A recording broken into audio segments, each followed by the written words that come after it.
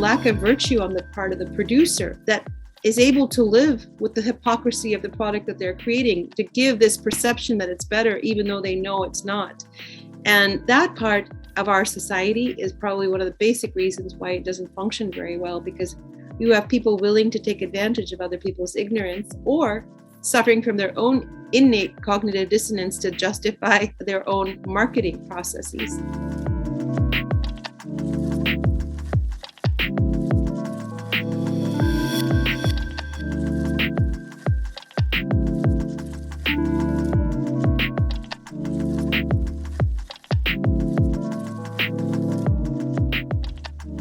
Welcome to another episode on the Green Living Chat podcast. My name is David, and just as you heard in the introduction, we are continuing our conversation with Dr. Madhavi Venkatesan on sustainability in our energy systems.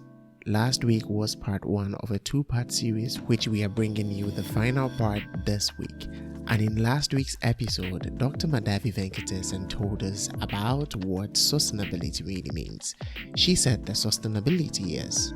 Sustainability in general has one definition that's actually the working definition, which is the Brundtland Commission report, and its first statement as to what sustainability should entail, which is to basically meet the needs of the present generation without affecting the ability for the future generations to meet their needs. It's a pretty general statement. It's basically very similar to my freedom ends where yours begins. But when we think about sustainability in operation, there are typically three pillars that we identify: economic equity, social justice, and environmental justice. And those are the elements that we take into consideration when we look at putting sustainability into practice. Well, it didn't just end there. The term sustainability has been manipulated in so many ways, and there are so many definitions out there. But what does it practically mean? Madhavi explained that sustainability fundamentally is about limiting the human footprint. And I look at it from this angle. As humans, because we have so many opportunities and so many abilities to augment the natural environment, and because other organisms may be so small that they're not perceptible to us, but we're still dependent upon them because of the ecosystem that we all share, what this means for humans is that we actually have to be much more cognizant, much more knowledgeable when we move out a piece of dirt. We have to be thoughtful when we think about eliminating or planting a garden, because it's not just about us. Yes, and there is no doubt about it that we can all see the results of human action on the environment. Due to our selfish interest, the chase for economic growth, wrong standards, and wrong priorities, we have ended up in a totally different game. And so in the final part of this conversation, we dive deeper into looking at how our energy systems look like. Are the ones that we call sustainable and renewable really renewable? So then, what is the take-home message, and what can we say about some of the policies and strategies that are made all around the world, including President Biden of the United States' initiative on windmills? It's an interesting conversation, and I really hope that you're going to enjoy this. So let's dive straight into this conversation. But before we get into it, please share this conversation with someone who really needs to hear this, and share your thoughts as well with us. Rate us on any platform where you're listening to this podcast, and we will really appreciate it. Get in touch with us also via email at glcpodcast@ecowametsolutions.com. So grab a coffee and let's get into this episode.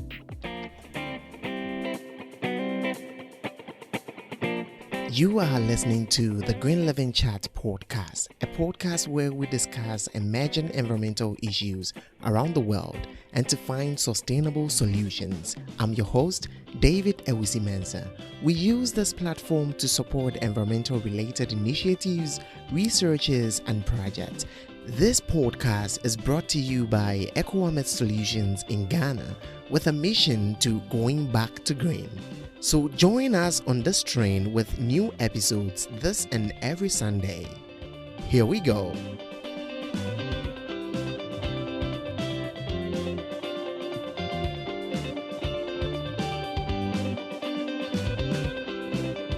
Would you want to talk a little bit about some of the energy systems that we have and a little bit about the impacts that they have on the environment? And maybe you can pick geothermal, natural gas, or even coal. Well, we can talk about all three. All of them have issues. All of them have potential benefits. But what they, I think, also show to us very clearly in terms of, I'm just going to focus on geothermal first. It's been used since the Paleolithic era. We know that. And so there's evidence that there's been use of natural heat systems, earth systems, in order to produce energy for individuals. But these are localized events. I mean, there are areas in the world where it's much more easily accessible than other areas, number one. And number two, in the scale, the technological scale that we're talking about today, it happens with disturbance. The way that we look at back in the more, I hate to use the ancient and prehistoric because it makes it seem like it's less sophisticated. And I think in many ways, it probably is more sophisticated than what we do today because it did no harm. Mm-hmm. So when we look back into the distant past, there was no adverse impact because these were localized uses. So again, we have the same issue here fundamentally, which is there is evidence, and it's been stated that there is enough geothermal power to meet all of human needs, but that doesn't mean that it's available in every location. So it points out to a different issue, which is maybe we should differentiate our power based on what's most easily accessible and less harmful based on geographic area. So that's one thing geothermal does. Natural gas, I think, is a totally different situation. Natural gas is a fossil fuel. So I don't understand natural gas at all, and I don't understand the fascination with it at all. In terms of hydraulic fracking, basically access natural gas, you have two major impacts. One is water potability. It harms water potability. You cannot drink water that has been used in hydraulic fracking processes. And in fact, the water runoff can sometimes contaminate small local communities where typically this kind of action is occurring. So you leave them without any water source. Then on top of that, you're talking about methane, and that is a very potable greenhouse gas. And then if you think about even further, the human impact, I know that these types of studies are emerging because cities have large pipelines, especially in the United States. We have a lot of pipeline infrastructure for carrying natural gas.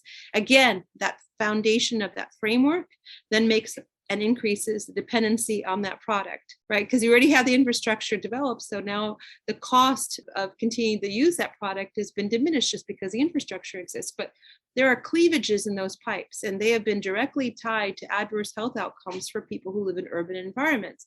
And this is also true with regard to gas ranges or any other type of food preparation that you use using natural gas. It's not contained, it flows out.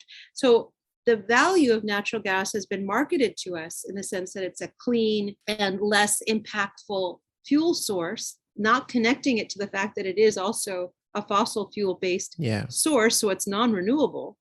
It's priced low. And again, though, the parts that we are not getting are the health impacts from water and air that it contaminates. When we look at coal, and I have a bias towards coal because, as I mentioned, I come from a coal family. My father was in the coal industry. And one of the things my dad used to always tell me is that coal can be clean. You can have clean coal technologies. What he actually said to me when I was growing up, and we looked at too, and think of the Tennessee Valley Authority, as I mentioned earlier, was different types of coal have different compositions of nitrogen and sulfur dioxide. So those are the two elements that we actually try to contain when we put scrubber units on coal-fired steam plants. Sulfur dioxide and nitrogen oxide have adverse consequences. Nitrogen oxide is aligned to human breathing asthma rates. And they both have obviously issues related to nitrogen oxide, specifically to greenhouse gas impacts. Sulfur dioxide is what people are maybe well aware when they hear of the concept of acid rain. Sulfur dioxide is tied to acid rain. But the issue here is we did not invest in clean coal technologies. In the United States, what we put in place was a cap and trade program, which we should try to eliminate anywhere in the world if we ever do, because try to implement that, which has been tried to be implemented on a global scale. What cap and trade does gives no incentive to actually reducing emissions. It just gives an incentive to capping emissions at a certain level on an aggregate basis, which means the areas that have adverse consequences today, if it's cheaper for them to buy a permit to continue to pollute, they will pollute. Set uniform standards of reduction so you eliminate environmental justice issues. So people who are poor and live near these areas are not facing worse quality air than people who are wealthy and living in farther distances. So that's one of the shortcomings of regulatory policy, not necessarily the fuel source. There is a lot of coal available, and coal has been used over time. But I think coal makes a perfect example of something. The reason why we have these greenhouse gas emission impacts and climate change that we're talking about today is because we have a production-based economy that required higher and higher utilization rates of fossil fuels. And if you look at the trajectory of CO2 emissions and you look at GDP growth on a global scale, you will see that the slope of the lines match very closely after 1942, which is when the universal adoption of GDP occurs. And why is this important? Because it says to you that as long as that indicator is in place, whatever we need as an input source to continue to promote a production-based economy is going to lead to some adverse condition because we're going to overuse. And so that should be a warning sign to us. But instead of seeing this as a warning sign, we're saying, oh, let's just find something that doesn't cause more CO2 emissions. What we should be doing is actually looking back at what we talked at the very start of our conversation, at the core of what defines sustainability, which is to lessen the impact. That just only lessens one impact, but causes another. All of them have positives and negatives. I think they've all been advertised. Geothermal is the cure-all. Natural gas is not having as bad an impact, even though it probably does. And then coal is being some horrible fuel source without necessarily looking at why it's the horrible fuel source. What actually made it a horrible fuel source, which is the production focus and it being the most readily available energy source. So we're being trapped by the marketing and communications that we're getting related to energy, and we're falling prey to the same cycle of creating a new issue. That issue is just going to be emerging because it's going to be new. I want us to shortly talk about one of the issues that is rising in the US right now, and it's about Biden's offshore wind energy project. This project has received so many conversations here and there, and I would like you to give me your opinion on this. Maybe you can briefly give us what this project is all about and let us know its actual impact on the environment. The issue here is actually generation of power using wind, and under the assumption that somehow we can set up these wind turbines off the coast, generate electricity basically free, and create new jobs, and also be able to maintain our current consumption patterns. What this plan doesn't take into consideration at all is the adverse impact that these wind turbines will have to life under the sea, which is a sustainable development goal itself, to protect life under the sea. And we already have so much intrusion into our oceanic life right now, given the levels of pollution and other contaminants, because since we can't see it, it's a perfect example of human behavior, right? We can't see it, so therefore it doesn't happen. To me, it's very sad that this is the policy and this is the mandate that we're focusing on. I really think that we should be looking at reduction in use, period. Again, if you start to foster job creation around this type of technology, this type of industry, you're creating an entrenchment.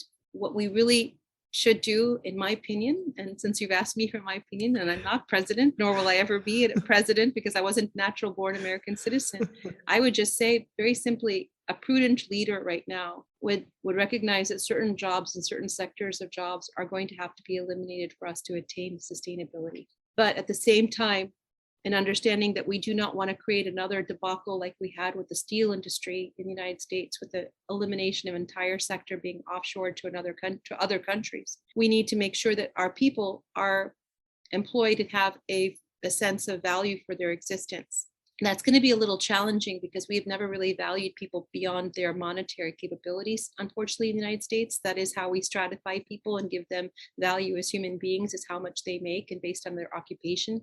Perhaps this also opens that window to start thinking of people as having value just for being. And what I mean by that is that smile that you get when you walk down a corridor that just changes your day because you don't feel alone in a building. That is what has greater value than almost anything else that we can have in our life. To know that when you fall, there will be people who will stand up and help you stand back on your feet. Those are the things that we should be valuing. So I would really wish that the Biden administration would think very seriously, instead of creating another issue that we will be contending with in another 20 years, think about the elimination and digression of energy use in the United States and actually putting mandates on people's utilization levels. This will also force people to think about new architecture, and that might be a better industry to go into, is thinking, instead of formulating how we have more energy that will perhaps more than likely exacerbate our climate impacts at some point in time, to think about how we can use structural creation in a way to reduce our energy needs, specifically our climate control needs. And we talked about this earlier too, David, and there is knowledge out there because there has been human survival on this planet in the most challenging of circumstances long before there was electricity coming through our air conditioning systems, long before an air conditioner was even created. Why don't we start to create our buildings and infrastructure to actually reduce energy needs? That is what I would think leadership should be doing instead of using a new industry to promote the same GDP framework. We need to get off that framework. I would like us to talk briefly about the takeaway message, that what should people take away from all these discussions that we've had. But you mentioned something, and I think I would like to hit on it again. We are thinking about what we're going to do, but we don't really think deeply about how it affects, even the microorganisms. And we do forget that it's an ecological system and we are all interconnected. And I mean, now the COVID happened and everyone is just running away. Whether the COVID is naturally occurring or it's artificial, we just have to know that something has been triggered somewhere. And something that was not supposed to be somewhere is somewhere. And now we are all being affected by it. And we should know that Mother Earth is really giving us her response to everything that we're doing. So if we're going to make any impact or any change or bring out any initiative, I think that we should really think very deeply about it, how it impacts the environment, even the good things we are trying to do, tagging them as green and sustainable. We are indirectly actually affecting the environment, taking plants from one place to another. We really have to think deeply about it. What will be your takeaway message for people in summary of all the things that we've talked about? Our biggest limitation as human beings is the generation that we're born, because that's what's normalized for us. It's really important for us to take a step back and put ourselves in the position of the past as well as the potential future in order to be able to understand what kind of changes need to be made. The challenge really fundamentally exists, though, that we are not homogeneous in our thought process with regard to what's important. And so because of that, different people have bought into different ideas of what's important in terms of whether it's their own personal gratification or desire to leave something behind. So that's part of the challenge of actually sitting back and taking yourself out of your current situation and thinking of yourself in the past or thinking of yourself in the future. Connect yourself with maybe your family in the past. Connect yourself with the family you think is going to be in the future. Contemplate by really being mindful and trying to eliminate all the marketing you've been given as to how to preserve this way of life or that way of life, all the marketing you've been given as to what makes you successful and not successful. Try to go to the intrinsic core of what you think is important for the life to come and what you thought was important for the life that preceded you, the faith that accompanied your eventual creation, because we all are an outcome of someone's faith in the future. So we need to re-engage with our faith in the future too. What kind of future and why does it matter? Because if we can't answer those questions, then the trajectory of destruction that we're on probably makes perfect sense, because that really is aligned perfectly to a trajectory that has no idea of what the purpose of existence is. So if you can think of a rationale or purpose for existence, then that would be the basis for the changes that you want to make. It's difficult to answer that question, David, because we don't have a universal set of values. We aren't religiously all aligned. We have not all thought about, what it means to live in a world that's compassionate. So it's hard. It's a very, very challenging question. I'm sorry, that's the best answer I can give.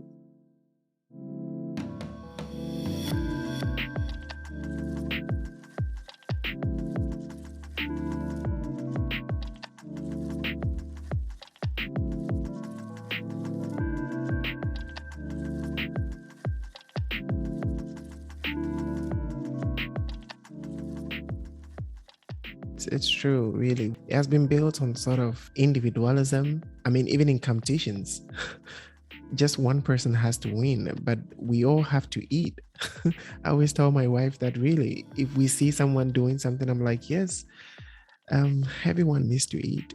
Because yes, that's the case. But at the end, we're fighting over salaries. We are fighting over money. We're fighting in competitions.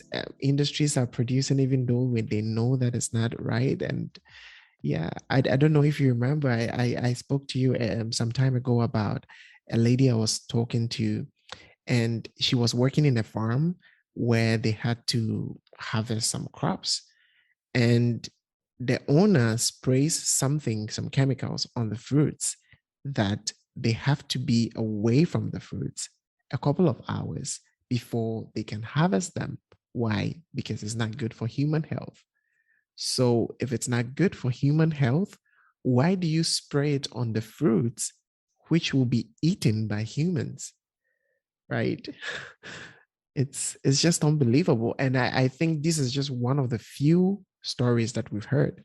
But there are lots of them happening out there that we never get to hear them. And it's just amazing. If we start talking about these things, I think this podcast is never going to end. But really, I always appreciate the time that I spend with you because you have a lot of insights that you share. And I hope that people listening to this, it will get them thinking and really change their ways, because I think a little effort that we put in our small niche, I think it can make an impact. If not, I think that we are just heading towards destruction, because so far the things that we are seeing around, the floods, the hurricanes, the earthquakes, it's coming. And I'm sorry, but I don't think it's gonna get any better if we don't change. We don't have to wait for 2050. I really think that we don't have to wait for them. Change has to happen now, and we have to make up our mind that we're going to change it. And I'm very glad to say this, that Madhavi has her own podcast, and she also has her Sustainable Practices NGO. And maybe you can talk briefly about it and let us know when your next episode is coming so that our listeners can also tune in to you. Thank you, David. Just as a comment, just to what you just said too, though, the biggest challenge that we have today is that individualism, because whatever we do put in place, even at this moment, if you and I were to really have the capability of making all the changes that were needed, we would not be the beneficiaries of them, because what's put in place is going to have to be played out in terms of nature right now. So that actually ties directly into your sense of purpose, your sense of responsibility. And that's what we try to actually encourage in Sustainable Practices. So it's a very small nonprofit organization based out of Cape Cod, Massachusetts. As I might have mentioned to you before, we've had the bottle ban efforts across the Cape. We've started the commercial single-use plastic water bottle ban. There are 15 towns, so 10 of them have adopted the ban so far. We'll go through the other 5 to make it a Cape-wide, one single island action. But our podcasts actually try to highlight different aspects of sustainability, much like you do. We will be having a podcast coming up in the next couple of weeks related specifically to a new book that's come out with regard to plastics. It's freely available and accessible, and it really highlights all the adverse consequences in terms of production, consumption, and disposal related to plastics. For those of us that are already very familiar, it's not really new information, but it's written accessibly for those who are not familiar, which is probably more important, because the false perceptions that recycling works, that there is a benefit of creating bioplastics, only tell you half the story. But recycling never creates another single-use plastic water bottle, it just creates more plastic in the environment. And what the big issue is single-use consumption, which aligns perfectly with GDP growth, but is high resource use and high resource impact on the disposal element too, which is not considered for 5 to 10 minutes. It is the epitome or the perfect example of human dominance on the planet. And then we have a few others coming up. I'm really excited about the one related to Earth Island Institute. Some of your viewers or listeners, I should say, may be familiar with Earth Island Institute having filed a lawsuit against Coca-Cola for its false sustainability claims related to its plastic bottles right now. It aligns with our efforts on the Cape as well, and we're very excited to hear what they have to say a little bit more and give more attention to it. We are small, and the reason why these types of conversations are still being given to us by these bigger entities that are trying to make change is probably related to something that's even more important. The media, the mass media, is not giving us attention.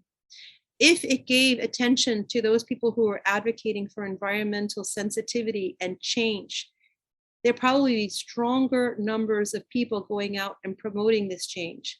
Our mass media systems are run by the same corporations selling us products.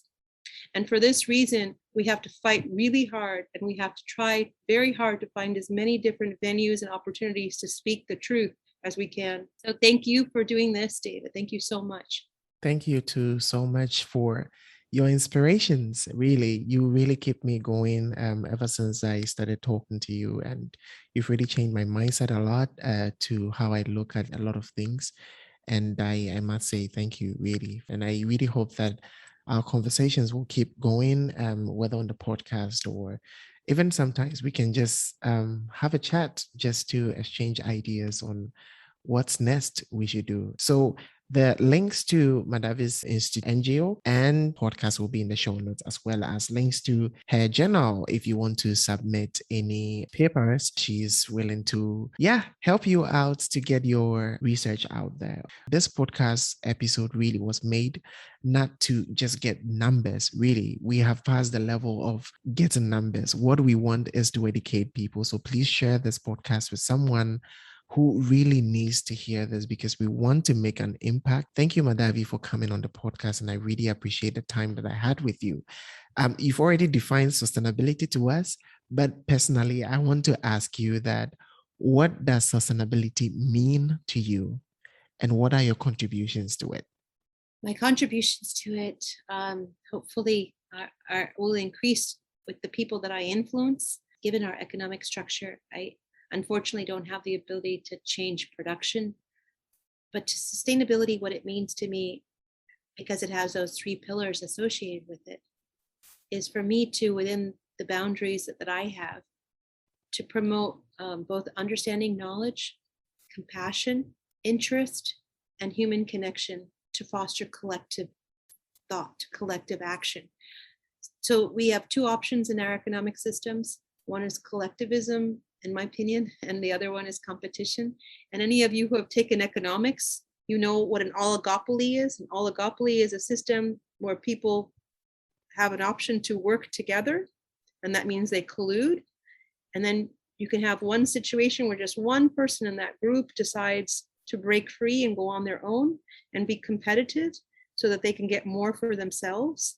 And that forces the rest of the group to then also be competitive. So it's a fragile system.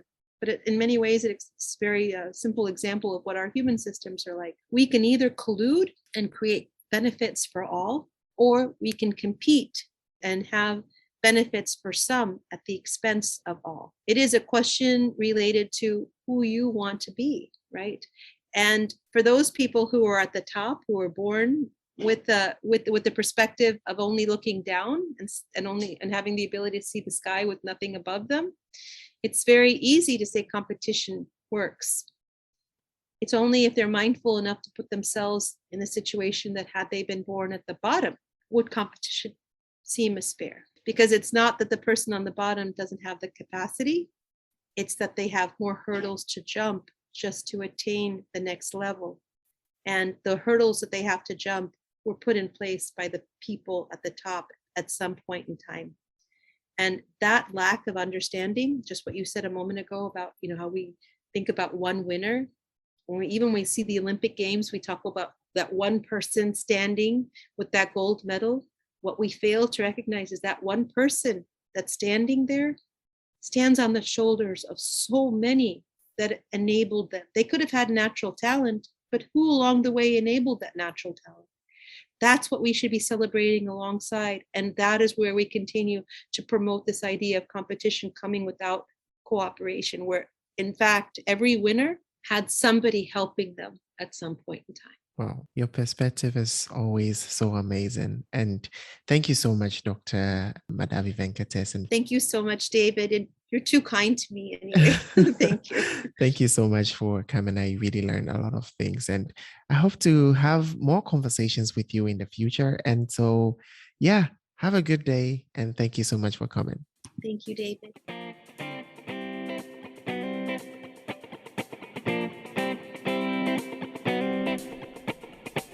Thank you so much for listening to this episode of the Green Living Chats podcast. This initiative is to educate and create awareness on things that really matter. We look forward to hearing your thoughts and comments as we get interactive on our social media platforms at Echo Ahmed Solutions on Instagram, Facebook, YouTube, and LinkedIn. If you would like to be part of these conversations, contact us via email at glcpodcast@echoahmedsolutions.com or see our contact details in the show notes. See you on the next episode, and remember, live green,